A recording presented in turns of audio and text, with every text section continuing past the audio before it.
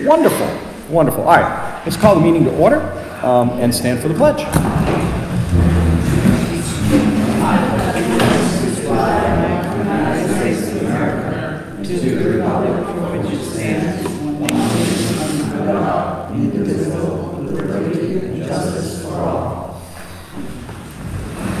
All right, welcome everybody to the first joint meeting between the Croydon Zoning Board, Croydon Select Board, and the Croydon Planning Board.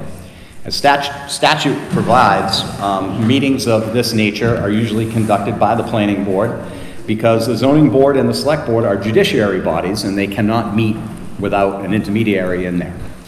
And they cannot discuss any open zoning or amendments or zoning requests or variance requests at this meeting. Okay. And with that, I will do a roll call, starting with Mr. Kimball on that side. Could you just state your name and the board that you serve on? Christopher Gardner, zoning board. Brenda Williams, zoning board. Melissa? Melissa Premier, administrative assistant. Jim Morgan, planning board chair. Susan Kimball, select board. Kimberly Berghammer, select board, ex officio to the planning board. Select board. As Board of Selectmen. Excellent. So the purpose of this meeting for this evening is to get all of the boards and commissions together in order to talk about some of the things that are going on in town, as well as some procedural things that we should discuss as a board, and also some ideas to get everybody on the same page. So this meeting will not have any public comment, so please do not interrupt the meeting as it goes on. You're more than welcome to ask questions individually after we break up and adjourn the meeting. So with that, we'll start with board chair commentary, and I'll turn to Brenda. Do you have anything you'd like to open the meeting up with, an introduction or anything like that? Well, we've been working on several little projects. One of them is redone a warrant article for the camping situation, not campground, in various properties around town. So that's one of the things we've been working on, and the junkyard situation as well. And just keeping track of the way things are going around town with help from some of the select board members, and we go out and check things out and that kind of stuff. So Okay. That's what we've been up to. Great. Sue, you're the acting chair tonight for the select board. Do you have any opening comments you'd like to say? Well, put me on the spot. I don't actually. Okay. So, one of the things that the planning board has been working on is the master plan.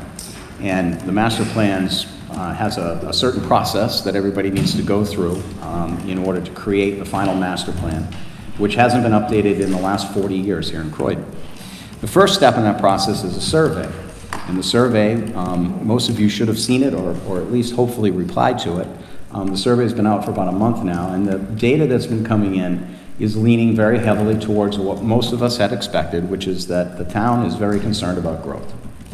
And since we have the zoning board here and the select board here and the planning board here, this is an opportune time to talk about growth and growth mitigation and how you would mitigate that. And one of the ways that you would mitigate growth is by buying land and having conservation land. That would require the town to bond for the land. And that's usually a very long-term bond. It's usually not tied to financial wherefore because it's an asset and it can be sold to pay the bond down. Because I know Carl had mentioned that we might be at the tip top of our bonding capacity for capital items, but a capital item, an asset like land is not, I don't think, considered into that. So one of the things that we could do is we could start a conservation commission to go out and look at tracts of land that would be developable, and if they were offered to the town for sale, the township could vote on that at the town meeting in March. And so I'm curious to understand from all of the boards here what their feeling is for conservation land, which would be passive recreation, people will be able to walk on it, hike on it, hunt on it, and do those types of things. We do know and have experience with the Ruger family, who bought thousands of acres of conservation land, which is a very big help to slowing development down in Croydon. But now, as some of our senior farmers and our senior landowners, our senior large landowners are starting to look at alternatives and different places to live, there's a lot of tracts of land that may become available for sale. How does the select board feel generally about conservation and conservation land purchasing? Anybody? I'm in favor of it. We did it in our other town. Significantly, we're able to log off of it, keep getting more funds, get more land. You can timber it, yep. Or any other way you can procure money legally. Yeah, and that could offset the cost of the land. Right. Right. And you start growing more for the next one or whatever. Kim? Conservation Commission, going back and looking at some of the old town reports, at one point in time, there was a Conservation Commission. It disbanded after a year. I would really be interested in seeing a Conservation Commission that would look at not only the procurement of lands, but doing some research on some of the wetlands and some of the more environmentally delicate areas to see, what we might do to develop some overlays that would help us understand some of the regulations that might temper some of the development that would go on there. So perhaps a wetland area or an area with steep slopes or soil that's not conducive to that type of development would have a larger acreage requirement. Also, the Conservation Commission is one of the groups that can accept tracts of land by gift. And none of the groups that we have here, representative, can. Right. So, and they also can have a separate account to hold money in trust for the purchase of land. Again, none of these groups can do so. So it's a very powerful group. There's oversight for them, so it's not like they just have the power to run out and do what they want. It still has to be done to an open meeting, and the town has a lot of input to it. So. And typically, the Conservation Committee would report to the Select Board, and the Select Board would put forth any sort of desires that they have. Yes. And of course, under our town form of government, everything would have to be voted on at town meeting. At the town meeting. Right. Yes. But a Conservation Commission does allow you to accept gifts of land. It does allow you to accept donations for land. It also allows the Select Board to earmark funds. As an example, if you deeded a property that was deeded for tax purposes and that property was sold off at auction, you could take those tax funds and you could earmark those for conservation, basically rolling those types of things in, which allows you to get some seed money for the purchase of the land, for the purchase of land. Use could be put into it. Land use change tax, Yep. timber tax instead. Timber tax could be put into that. All of those types of discretion. When you take land out of current use, you can put that in. You can earmark that in, because those types of transactions, while they generate revenue, they typically go to the surplus line. And that isn't necessarily the best thing to do, because sometimes it's good to have a rainy day fund for different things. So zoning board have any comments on a conservation commission? Anybody? I think it's a great idea. Do you think the townspeople would support the allocation of funds for something like that if it was to save, if it was a type of property that could develop multiple homes or other building structures, residences? I think it would. I do too. I think a lot of it's going to depend on the cost. Yep. The nice thing about buying land is that you can bond it over 30 years as opposed to equipment, which typically is 10 or 20. So the payment really stretches out, and the idea is you're going to hold the land anyway, so it doesn't really matter when you own it. Okay, anything else on conservation? The planning board will make a proposal to the select board, and we'll see what the select board says. We'll probably do that after the election, because it's nothing I don't believe that the town meeting needs to vote on. I think let's double check that. And I'll talk to the lawyer Okay. at HMA, but I believe it has to go to a warrant article. Okay. So if that's the case, then we can put that in for the January 8th meeting. Just a question, once land is procured in this group and the Conservation Commission has it, who has the direct oversight? Town, select board. Directly. Yeah, of the land itself? The land. Yeah, typically, if you're gonna buy conservation land, you have to earmark what it's for. So if you're gonna buy it and just keep it in perpetuity and not use it for passive recreation, then that's fine. But you need to declare what you're gonna use it for. So if we're buying the 150 acres and 50 acres of it is gonna be passive recreation, and maybe 10 acres is gonna, if we were in a town with schools, big schools and stuff, you would say some of that conservation land could be ball fields or something like that for active recreation. Okay. The next issue that I wanted to just brief the two boards on is a capital improvement plan. And the reason, even though Croydon is so tiny, if you want to enact any type of growth management ordinance, it requires under RSA two things. It requires that you have a capital improvement program, and it requires, what was the second thing? Master plan? Thank you, master plan. Done. And our master plan is not up to date, so that's one of the reasons why we're bringing the master plan up to date. Now, what a growth management ordinance allows you to do is to stretch out development. It could be written in such a way to curtail and limit how many major subdivisions you allow in an annual period of time. It could be used to curtail a whole bunch of different things. Yes, Innovative land use controls. you want to touch on that for a little bit, since you have the paperwork?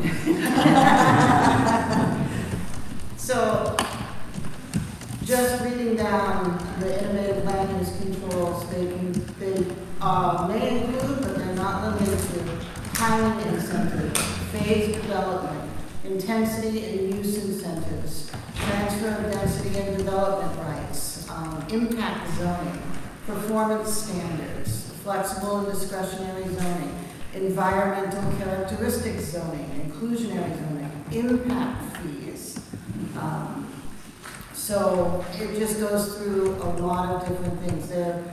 So you could, on a major subdivision, if you had some of these innovative land use controls, you could say, okay, we're going to approve the subdivision, but because of the growth that Croydon has historically, we can only have 10 lots approved with 10 homes built per year. So we phase that development in. We can't afford anything else. We can't grow at an exponential rate of 40 homes every year. Boom, boom, boom. We can't do that. But we can't put these types of innovative land use controls into place without a capital improvement plan, so that we can show why we need to time or control growth.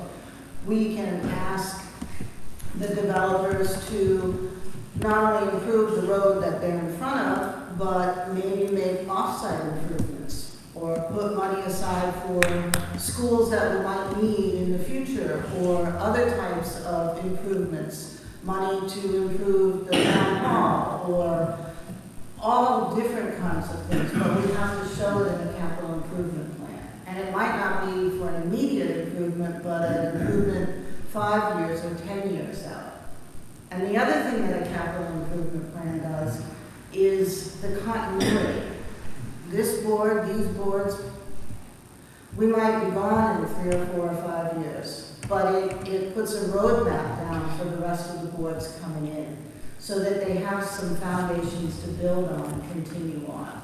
And it's based on, the capital improvement plan is based on the input that we get from the townspeople, what you want and what you don't want. And I think we're seeing it's really what we don't want. Yep, but the other element of a capital improvement plan is a forecast over the next, say, 5 years of what you would buy in ways of capital equipment, but also repairs and maintenance. So you say, well, Croydon's too small to have a capital improvement plan. That's ridiculous. We don't have police, we don't have fire, we don't have this, we don't have that. We have roads. Yeah. And in talking with our new road agent, we have some pretty serious long-term issues with our roads. I understand that our roads have not been re-gravelled in about 15 years, 10, 15 years, which means that, Significantly once, right? Yep. Just patched. so Joe is suggesting that we start putting gravel down on our roads in order to build the bases back up, because a lot of the bases have been reduced, especially after last season's rains. And, you know, unfortunately, dirt costs money, so but that's a great capital improvement plan, because you need to buy loaders, and you need to buy graders, and you need to buy dump trucks, which we all have over there now. We need to buy those plow trucks, and vehicles like that are all part of a capital improvement plan. So when you go to town meeting, people already know what the capital improvement plan is. It's in the book that they got last year. So they can see, oh, next year we're gonna buy a 10-wheel dump truck. And in '27, we're gonna buy a new grader, because the grader that we have, we bought in '15, and it's the end of life. But what it does, it provides transparency, so that when folks come in to a town meeting, they understand that, oh yeah, they talked about this last year, but here it is, it's in a 5-year plan. And I think that the more transparent, the better off you are, because then it really reduces the amount of questions that people ask, and then people don't think that, you know, the select board is doing stuff that they shouldn't be doing, and why does the road agent need a new truck? He just got a new truck. Well, no, he didn't, he got a different truck.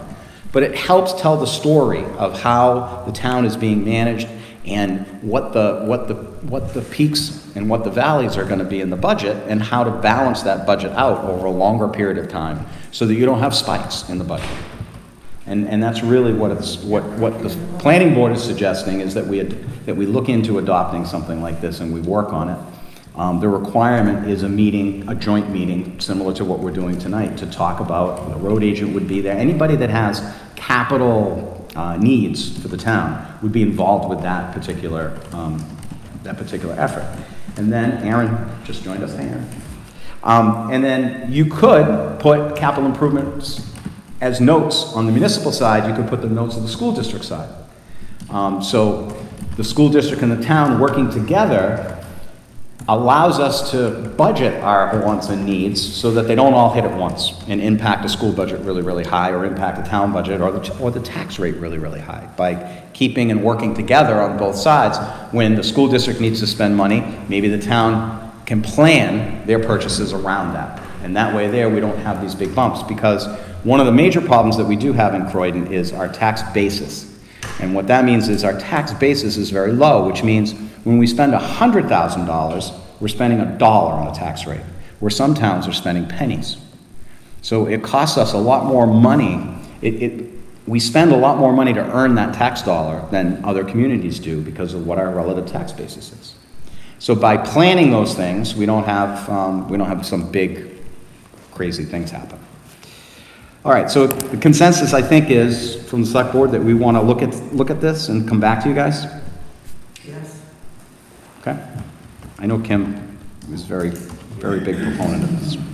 All right, now let's get into the meat of things. Ordinances and enforcement.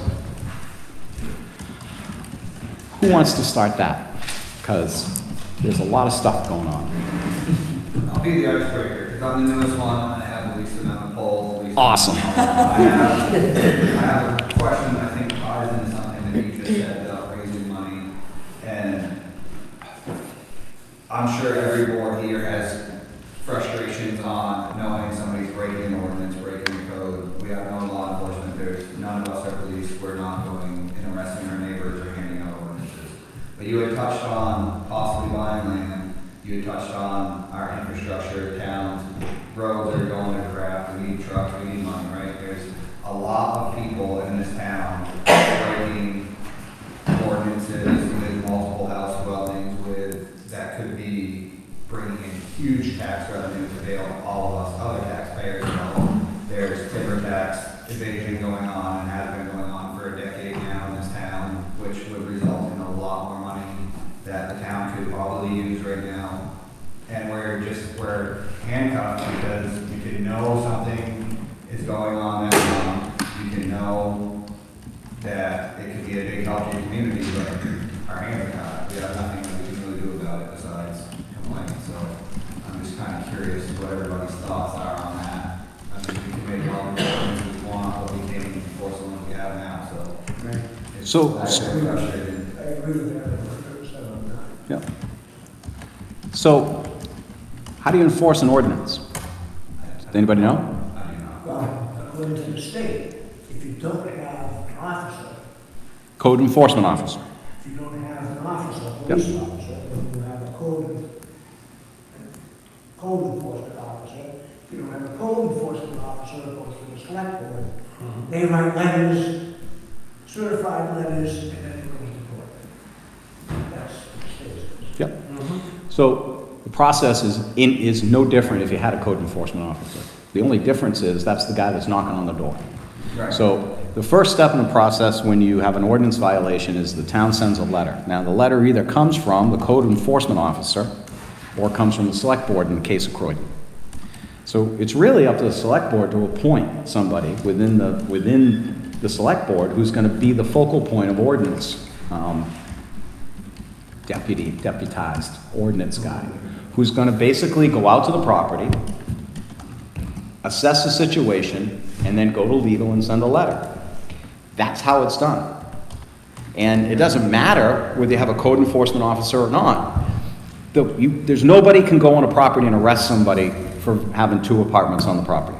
No. It's a code enforcement violation. There's a legal process that has to go through. The taxpayer has rights, the town has rights. And the problems that you can get into if you get cavalier is you can go on someone's property and you can get in trouble. And we don't want to do that. So you're right, it's frustrating because there are ordinances in town that have been in town for a long period of time, but there's no enforcement on that side. Right, and it's costing the town. Right. So unfortunately, in this particular regard, it gets thrown back onto the select board because you're the governing folks. And in this particular case, what you guys need to determine while the budget committee is advisoring, you guys need to go look and say, okay, do we want to hire or do we want to appoint? Those are the only two choices. Do you want to appoint somebody on the select board that's going to be the funnel for all of this, and who's going to take the action to say, okay, we're going to call legal on this, and we're going to send a letter, and we're going to demand that this is a cease and desist, it stops. And then we go to the next step, which is a court order. So you need one person to do that, one person to funnel that through. It would be a contact. You don't have to go to the property. You can call them on the phone. You can say you're in violation of this ordinance in town. Please, you have 30 days to rectify the situation. And if you don't rectify the situation, we're going to get a court order to make it rectified. You don't need to involve legal other than just draft the letter. So according to the power to make bylaws for an administrative enforcement of ordinances, the town may establish by an ordinance that's adopted by the legislative body, which would be town meeting, not the Board of Selectmen, a system for the administrative enforcement of violations of any municipal code, ordinance, bylaw, or regulation. So besides particular pieces and parcels, like we can regulate the roads. And I know the zoning ordinance says that the select board shall enforce the zoning ordinance. But the town meeting, the townspeople have to give us the right to go up and knock on their door or send them a letter and say, hey, you're violating the ordinance. So the system has to be voted on Right? at town meeting. Correct. So should we add that to our list of warrant articles? Yes. It's And- convoluted. And we'll run this all by NHMA afterwards to make sure, right? But how would you want to do that? Would you want to, shall the town of Croydon hire a code enforcement officer to work? Officer and the. Or shall the town of Croydon adopt that one of the select board members will be the officer? And that's nowhere in any town meeting over the last 80 years. I've been looking backwards. I know I didn't see it in the 40 years I looked at. There used to be a building code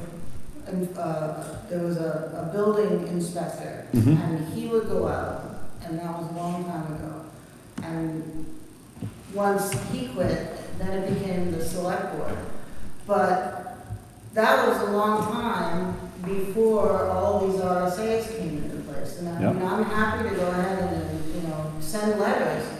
We can send letters, but when it gets to the point that we're supposed to go to court, we need to have an attorney. And you gotta have a representative. And we gotta have a So representative. it's either code enforcement or a select board member.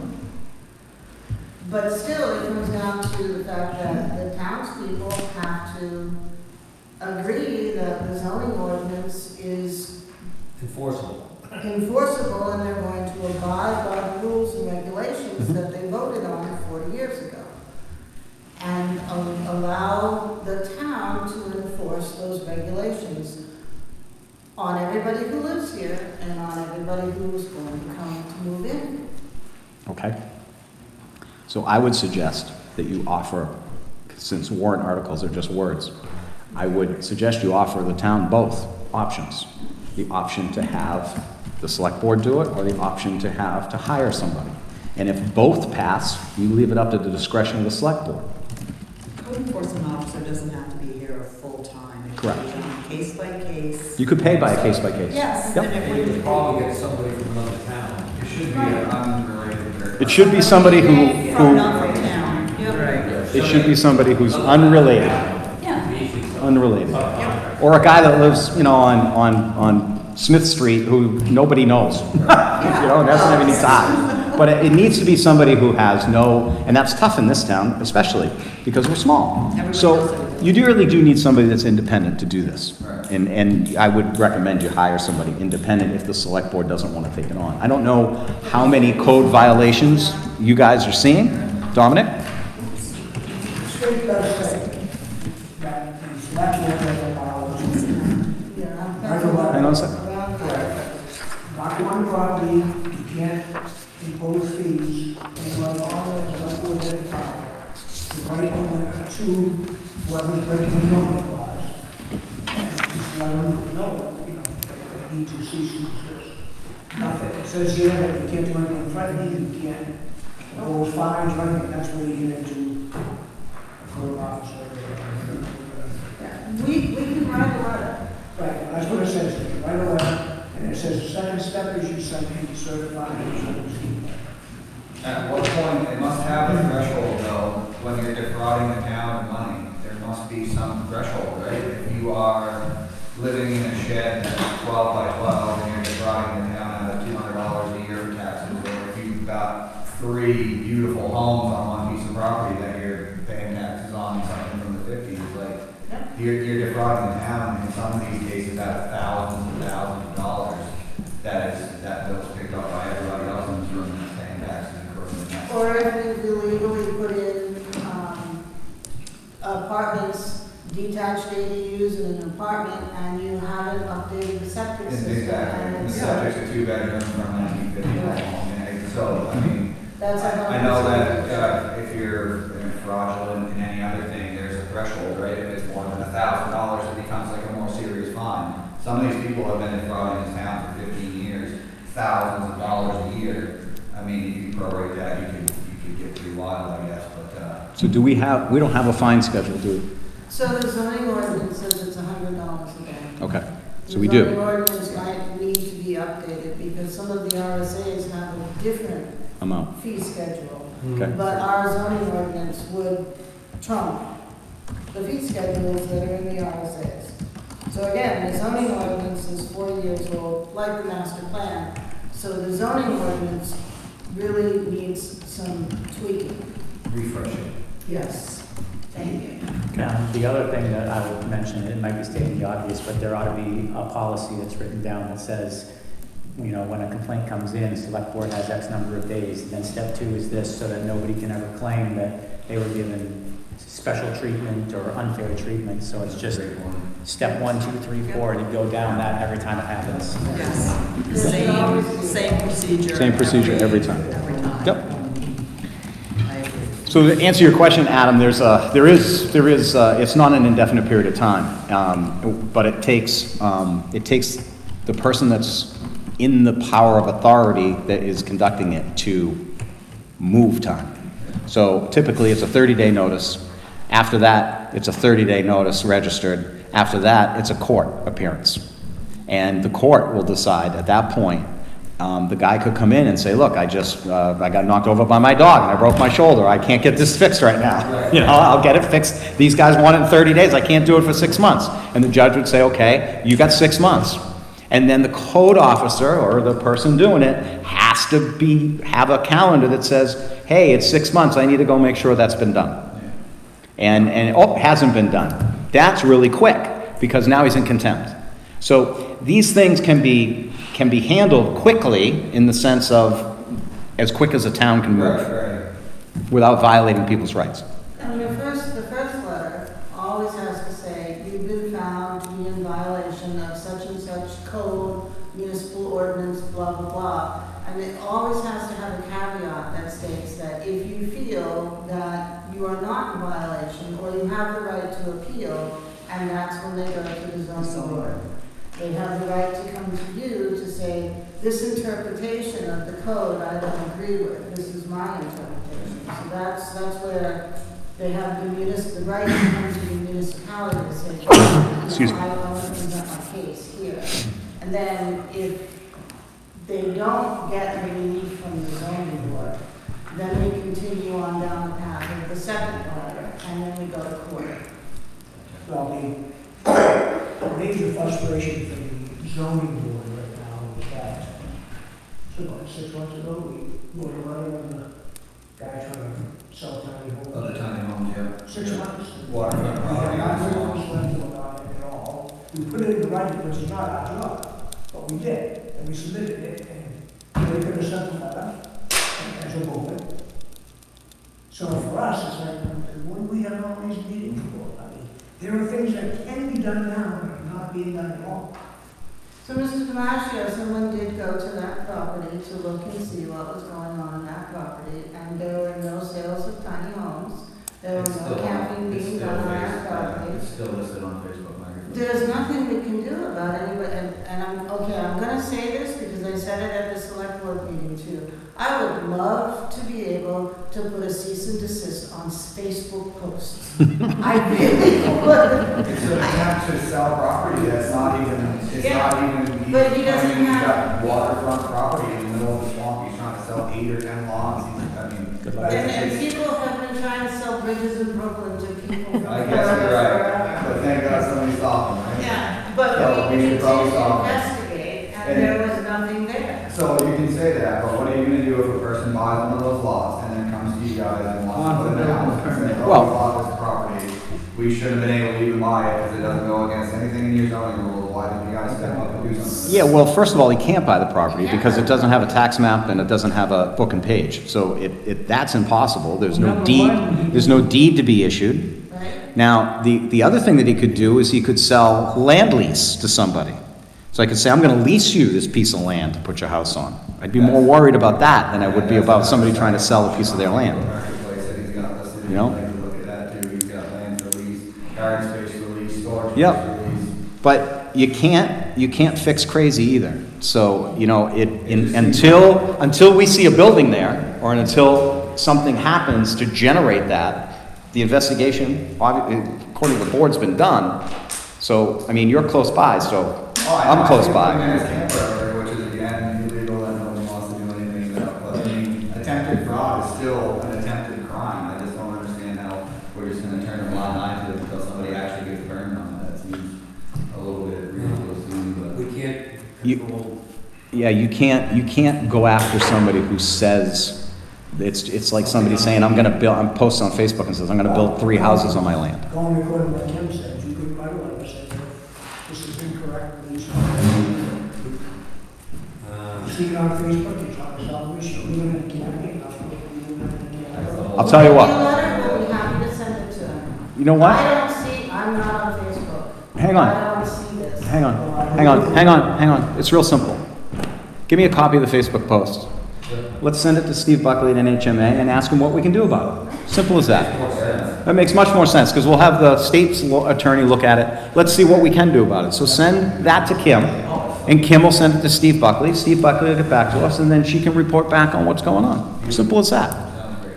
But I think that, to Kim's point, as far as enforcement and stuff, I think we gotta follow this process. We gotta vet it, and then we gotta follow the process of having the townspeople give the authority, which is very similar to what we did at the last town meeting with giving, the townspeople giving the authority to the, planning board for site approval, for site plan review. So I don't think the town would be against something like that. I think that they would be eager to look at that and understand what it is. And to your point, Adam, this is the only way that we're going to be able to get any kind of enforcement done, is to know that we can go out and enforce these regulations. And I think that people want these kinds of rules, because they apply equitably to everyone. Right. Because it's not fair, you're absolutely With right. fee schedule. Right. Yeah, absolutely. It only hurts all of us. Absolutely. And you know, your point is your point's well made, because I'm sure there's a lot of cases in town where people have built warming huts or sheds or pole barns or other things on current use land. And if they're storing agriculture in there, that's fine. But if they're not, it's not current use land. And some of us are very diligent about our current use land, some people are not. So, you know, all of that would come into play with some enforcement ability. Fair enough? Any other, so just to go over some of the ordinances that the planning board is working on for town meeting, it's our ADU ordinance. That's going under state law, and Representative Damon is here tonight, so she might be able to chime in on this a little bit. The Croydon Planning Board, Hope, is concerned about multiple ADUs, and we understand there might be some LSRs that are up there to allow more than one detached ADU on a property. So, excuse me, the language of the LSRs isn't completely posted yet. Okay. But what I understand, sorry, I'm pretty sure that the same bill, the same language that was put forth last year is going forward again. So if that's so, if it were passed, would require municipalities to allow 2 ADUs by right, meaning without permitting, as long as there's an adequate water and sewer. But of course, if you're a community that doesn't have water and sewer, then that would default back to you would have to get septic approval. Right. In that same bill, one of those 2 ADUs could be detached. Okay. So one attached, one exists detached. now. Right now, Okay. the state law says you can have one attached ADU. Yes, all right. So that already is in statute. This would add one and would allow that it could be detached if it were to And then pass. that second ADU is taxable, it would provide taxable. Well, Oh, they're all taxable. No, they're all taxed. They're all taxable. There's several in town. that It aren't. would change the property value, Yep. increase it. Yep. And so therefore, it would get reassessed and taxed appropriately. Are they saying anything about minimum lot sizes for those additional? So it had criteria for the same setbacks as single-family homes. I believe there was a height ordinance in it. And square footage restriction. And then there was a square footage for the ADU. Yep. In fact, the bill actually increased the square footage. To 1250, I think? 750 To now. 1,200, I think? No, 1,000. 1,000, okay. That means what we're looking at. I'm not sure about acreage, Kim. I don't remember that was in there, but I'm not sure I'm accurate on that. I'm pretty sure it was House Bill 1291 though.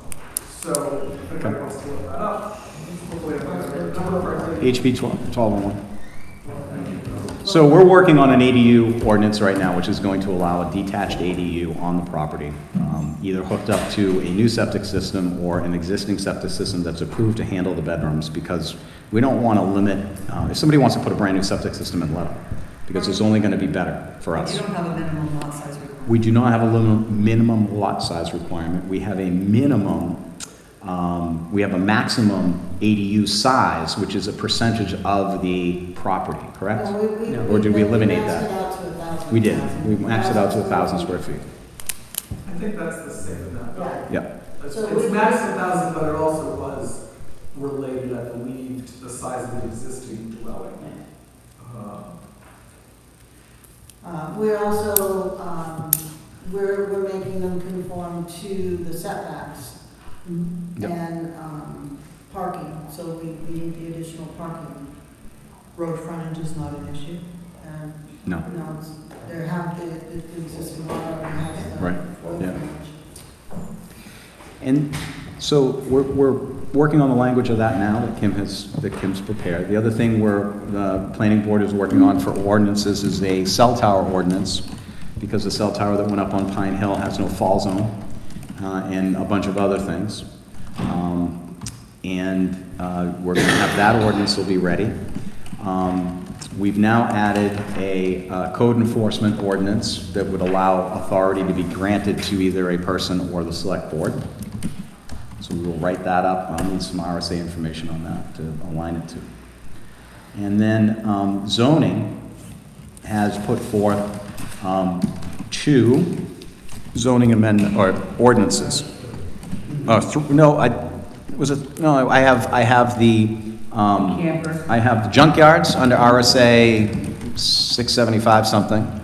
I have, and then I have a sketched out ordinance about camping, which goes outside the temporary camping if you're building a house.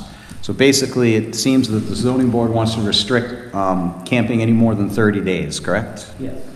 So that people don't put campers on their property and have people living in them full-time.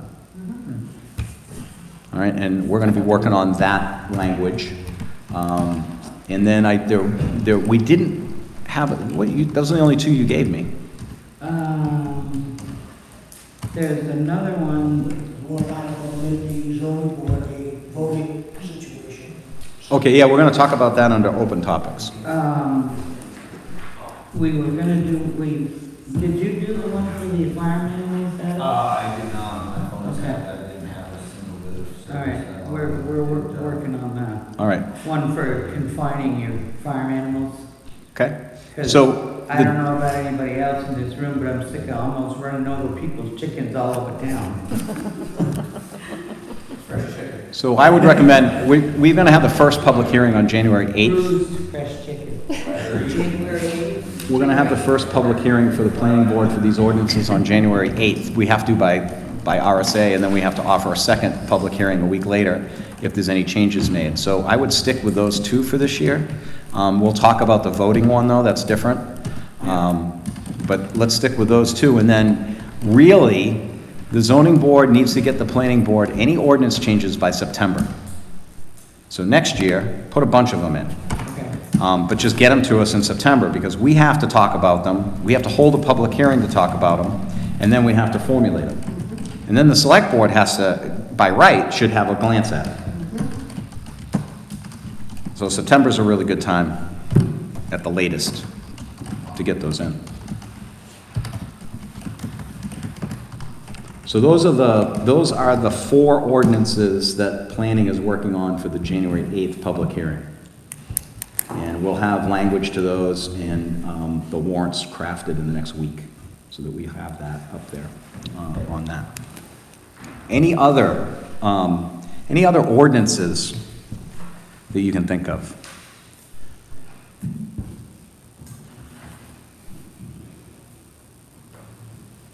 Is there any interest in a blight ordinance?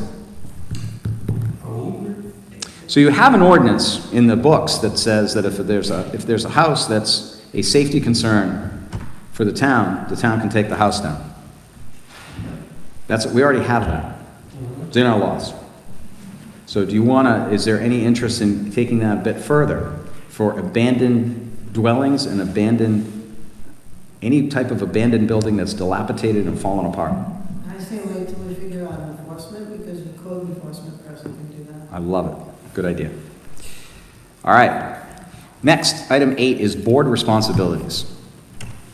So what we're finding, and the reason we put this on here, is that there's a lot of there's a lot of assumptions sometimes made, and there's a lot of things that we don't all know the answers to, because in some cases, we haven't been on zoning before, or we haven't been on select board before, we haven't been on planning before. And NHMA offers training where they can come in to us. We don't have to go there. They'll send someone in, and there's a fee attached to it, but I think it would be extremely beneficial for the planning board, the select board, and the zoning board to have one overview meeting with NHMA to ask a bunch of questions and be trained on what your roles and responsibilities are as a zoning board member. And then everybody, to the town clerk's point, everybody really needs to take the online class for 91A. And one of the things that the town, that I would urge the select board to move on, not wait for town meeting, but use your discretionary funding, is to get emails for the zoning board, the planning board, and the select board, dedicated town emails. Because if there was a criminal activity that was 91A-able, and you're using your personal email, they can look at everything. Now, my email's fine, They but want my recipes? everything. Grandma's chocolate chip cookie recipe would be public. It's really what they're after. So, there's a reason why legislators and public officials have town-ran emails, and that is because they also are required to keep a history of those emails. That's for Microsoft 365. That is? Emails for everything. Beautiful. So every one of us should get an email address that is for the town of Croydon. You should put it on your phones. You should use it just for town business and town business only. I will caution you that in the beginning, sure, there might be a mistake and you might send it from your personal email. The best way to follow up, if you notice that you send email from your personal email, is to send a follow-up email saying, I didn't mean to send it through my personal email. That eliminates your personal email from a 91A request. If you don't, and you have a string of emails that have both the town and your personal is open still. So, I'm really, after being in Derry, which is a really crazy community when it comes to 91A, it's mostly daily. I made sure that I only used my town email, and I never sent a town email that I didn't want people to read. So that's the other thing too. Will we sign up for the courses, because that would be really. So they're going to come. They'll come here, and it's basically the select board has to decide if we want to put money in the budget for it, and then it would be voted on at town meeting as part of the budget. Doesn't our zoning board also have a budget though? Can't we, We do. Yep. I don't know how much are the classes, Kim. They $1,200 or something for them to come in. No, it might be a little less than that if we can get everybody together and do one. Okay. I sent you the information Yep. for it, but I'll send everybody, I'll send it to Melissa. Melissa can Distribute it. to everybody. And there's quite a few planning and zoning courses that you can take. for Tons. free. I would love to. And I'll send your mom that link so that she can send it to you and you can look and see. Yep. They have all kinds of things. They have luncheons that you can do. So you get an hour course, you can sit down and just listen to an hour course. And then there's a listserv for planners and for zoners. And they send out all kinds of neat information. Awesome. So. Thank you. All right. So let's come up with a budget number to put into the advisory committee and figure out what that's going to be. And maybe we can do a cursory training sometime in April, and then the boards can break out, and we can put some money in the budgets of each of the boards in order to have more training dollars. I think that would be valuable.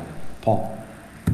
So the price point, I believe I think it's for 10 people, at least for the 91A one. I know that it's more drilled down to maybe zoning or planning, maybe less. I know that it's $700. That gives you 2 people from NHMA coming here for 4 hours to do a presentation on 91A, which is kind of the whole kit and caboodle. There's a half an hour break in between it, so that you're not sitting here for 4 hours. But yeah, it's short money in order to kind of preempt any situation that may arise. Yep. So I would recommend we do both of those. I think we should do the 91A as a group and then do the other one. All right, wonderful. Any other questions or comments on that from anybody? Okay. All right, open topics. The zoning board is suggesting to see if the town would vote to have zoning board members voted, elected members of the zoning board, instead of the current system of being appointed by the select board. Brenda, you want to talk about that? Well, our thought was that if we had recommended to the select board someone to fill a vacancy on the zoning board, and the select board didn't like this person, then they probably wouldn't recommend that they be on the zoning board. Whereas if you vote for the person, it's more of a even keel, so to speak. A general consensus. Right. More of a representation of the town people. Right. Right. And two, if they're on the voting ballot in March, the chances of getting somebody on the board are much greater than the planning board or the zoning board has had successfully. We're constantly digging to get people to join boards. What's the contingency? Should it be a midterm? Well, then you would use one of your alternates for the time being. How many alternates do you have? We only have one right now. In general, we should have two. So my question would be to NHMA is if the town was to adopt that and take it away from the select board, what happens when no one runs? What happens when no one runs? Yeah. Yeah, Does the select board then have to appoint somebody for a year? and if somebody And then we- retires, they're the same problem. And if somebody retires, what do you do then? Have a special election? And what is the cost of the town to do that? And I would also figure out what the reasoning is that the zoning boards in small municipalities are always appointed as opposed to elected. Do you know of any other towns that elect their zoning boards? I've never heard of In New Hampshire? It used to be in New Hampshire, they were all Yep, elected. yep. And then some towns went to being appointed, some towns stayed being elected. So of like in size, a good municipal lesson is that whenever you're gonna propose something, come in with some data that shows like in size community. Like, so Goshen Well, elects their zoning board, and they're like 1,200 people. here's some simple data. He's been on here for 1,000 years. And Damn, Chris, you look good. This is the biggest one I've had. And that's what being appointed. Yep, but I guess my question is, we had nobody sign up to run for select board last year, which is even juicier than zoning board. So what is the expectation that you think you're gonna get somebody to run for seats of zoning? This particular board here has been active in going out and getting people. We haven't waited for the select board. Okay. And I have a question. I mean, I would absolutely have no problem appointing anyone that the board brought in and said, we want this person appointed to the zoning board. It's your board. All we're going to do is appoint them because you asked us to. You're made that decision. That may be you guys, but may not be the next guys. Right. I thank you for that, but I'm one of the people that was on the planning board 100 years ago. And I was turned down several times because there was a select board member that didn't want me out there. That's When he wrong. finally got off the board, I got on the planning board. Yeah, I would There are appoint, also 3 selectmen at that point. yeah, not 5, you're right. You'd have to be pretty universally disliked if there's a 5-person board. Changing numbers, to what Aaron's saying, it's gonna change the numbers as far as how many selectmen there are as well. 5 changes the game. Yeah, see a 2-year streak where we've had the ability to look at a 2-person, potential nomination, or appointment at that, because there hasn't been any interest until recently, for many of these boards. Yep, Carl? I would strongly urge we did in our town, use the post in the town This post is your office. town, Carl. Well, We've been there for 60 years. Well, you're here for this. But the town board proposed needs, and that seemed to work. Like, we need, there's 53 people needed in town for businesses. We have openings for this, this, and this. It makes people want to think about at least enlisting, and then you can make a small thing. So- Call this person, do whatever, to make it just a big posting.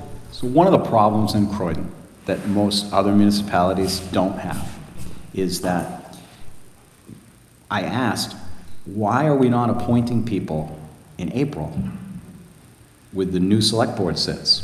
So every year in the town of Derry, and Londonderry and a whole bunch of other towns, the new council or the new select board sits and they get handed a packet, and the town has been advertising for those jobs since September, saying that signups are going to be, we appoint in April, and they drive that home so people sign up, and then you've got a list of people, and then terms start April 1st and end March 31st, 3 years later. And then you stagger the terms, but you're always appointing all your boards and commissions in April.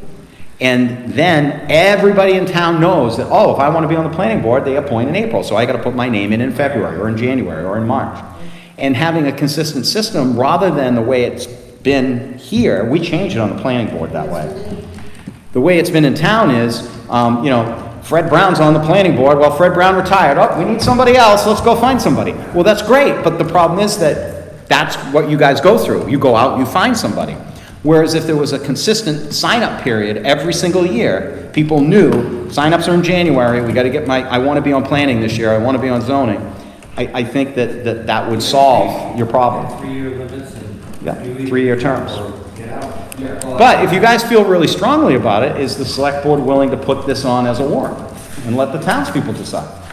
I have no issue with it. If that's what you want, put it in, give us a warrant article, we'll put it in the warrant, and let the What's your townspeople option decide. if you don't get anybody? That's So, what we want. I think it makes a difference right now. No, I think Yeah, that's. but then we can't appoint anybody. You can't put them on. So I think the question, We would have to list for March, the election, if we needed anybody.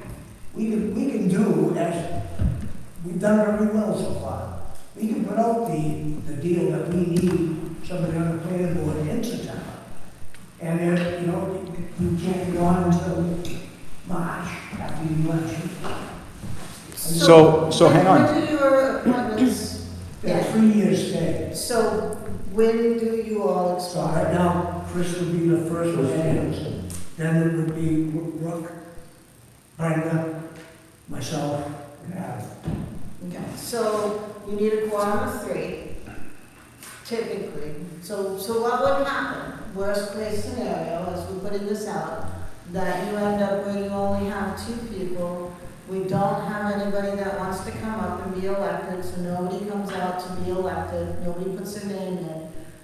We can't appoint anybody. What's the emergency procedure? You're not gonna get anybody. no, you would. The default is you appoint for a year until the next election.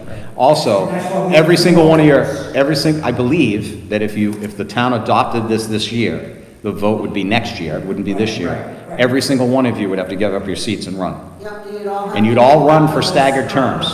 Right. No? That's not what the RSA says. It's staggered. No. That's what he's saying. We're going from a appointed board to a voted board. The voted board, But it's staggered how the elections happen. Right, so they have to be elected. it is. I'll be on the ballot. So the appointees would stay for finish their term, and then they would be elected. Okay. And also. So how many seats would be up in 26? Well, right now, there would only be one alternate seat. In 26? We have an alternate.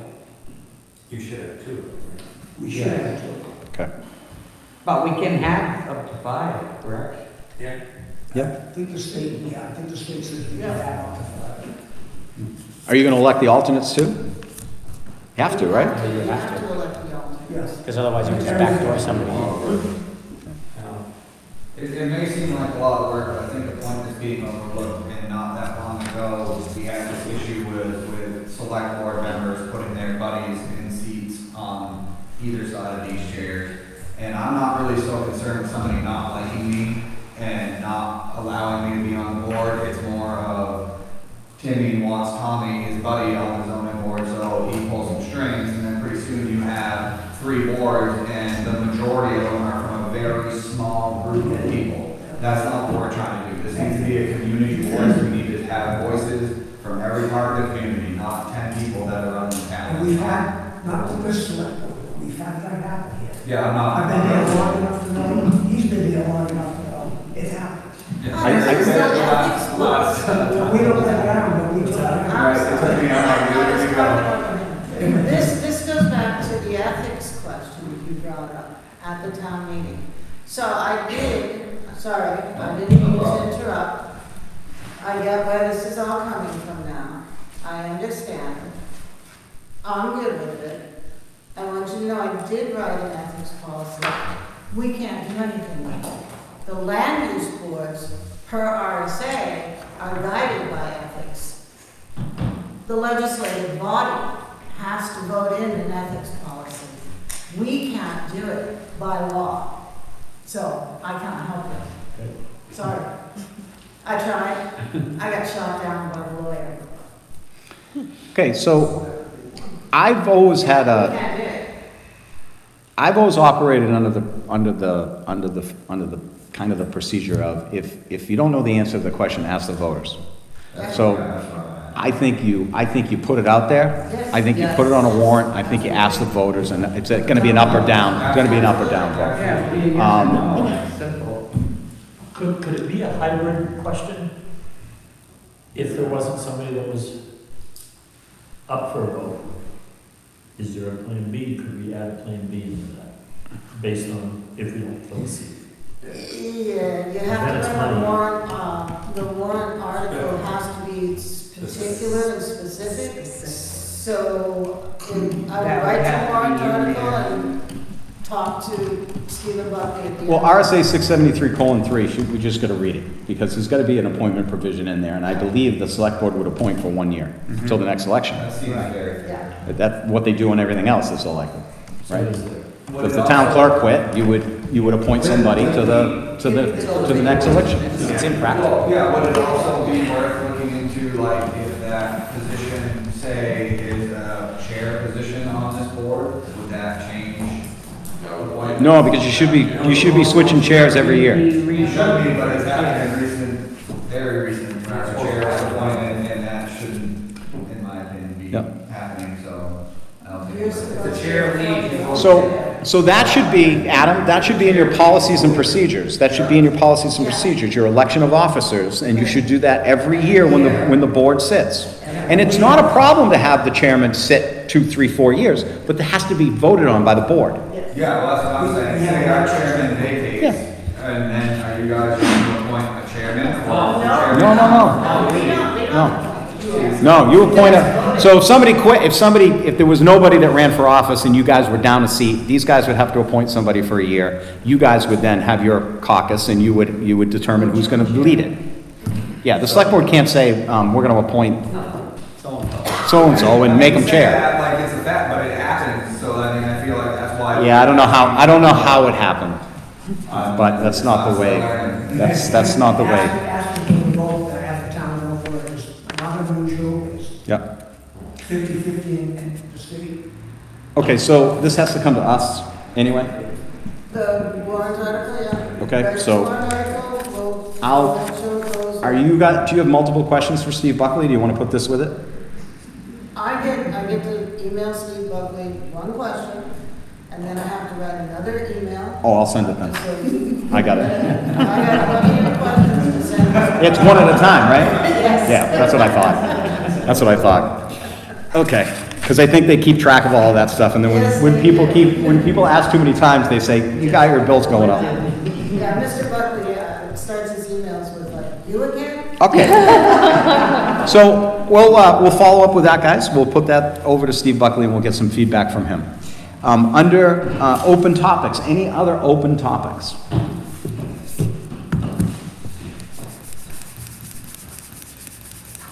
Our representative, you have an open topic? Well, you brought up a little bit ago, what about a warrant article on ethics?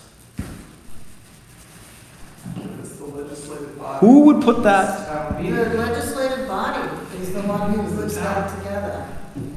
It is not. It's the citizens put it together. Correct.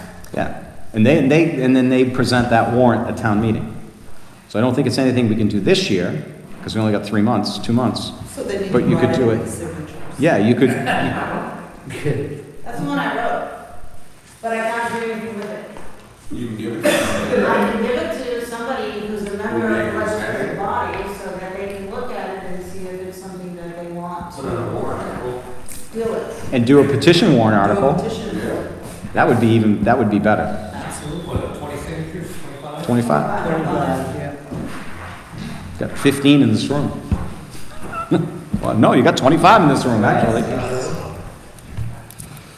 How do you read it? Well, I just read the ethics guidelines for state reps or state electors. Well, I would love some guidelines for state reps. Let me see. Last day before this present application to select board. Hang on, I'm trying to find out your last day to put the petition warrant article in. Feb. 4th? That's what that's what I was just looking for.